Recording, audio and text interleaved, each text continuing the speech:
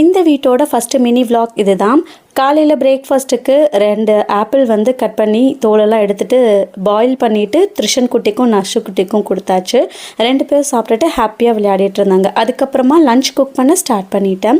Shift பண்ண things எல்லாமே இன்னும் அரேஞ்ச் பண்ணவே இல்லை. இடையில பேக்கிங் ஒர்க்கு, குக்கிங் ஒர்க்கு இதெல்லாம் இருக்குது. ஸோ அப்பப்போ தேவைப்படுற திங்ஸ் மட்டும் கிச்சனுக்கு அடியில் வச்சுருக்கோம். அதை மட்டும் எடுத்து குக் பண்ணிகிட்ருக்கோம்.